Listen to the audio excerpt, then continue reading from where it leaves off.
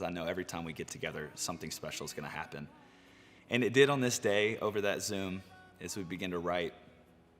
Man, I think writing from God's perspective, like singing as if it's his voice, is really difficult, but it can be so powerful. Some of my favorite worship songs, or songs in general, are songs from God's perspective, because then it just feels like, as I'm listening to it, like I'm hearing him speak to me directly. It can be a little bit weird singing it, but I think it's worth it. So we get into this song, we start writing, and in this idea of, don't you give up on me. A lot of times we're singing that to God, like, God, don't give up on me. But I love that this song is unique. It's God saying, child, I've heard every last prayer. And though you may not have heard my reply, like, I've been faithful. I am speaking to you. I see you in every single moment.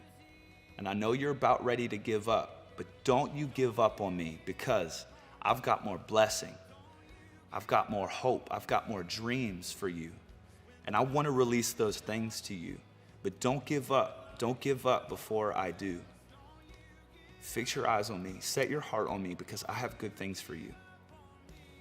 For I know the plans I have for you, declares the Lord, plans to prosper you, not to harm you, but to give you a hope and a future. And as we wrote this song, I began to see people all over in this spirit, believing that this song would one day be out. I literally was like seeing people driving their cars, literally headed to take their own life.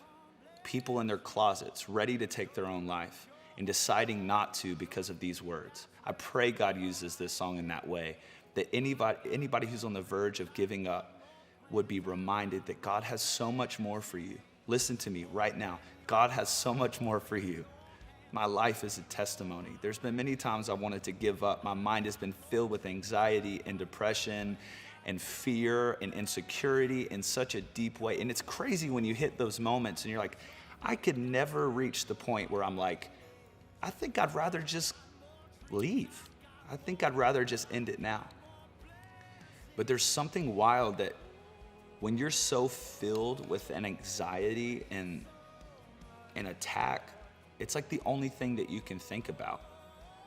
And the only thing I know that can combat that is the voice of God and his truth and his promises.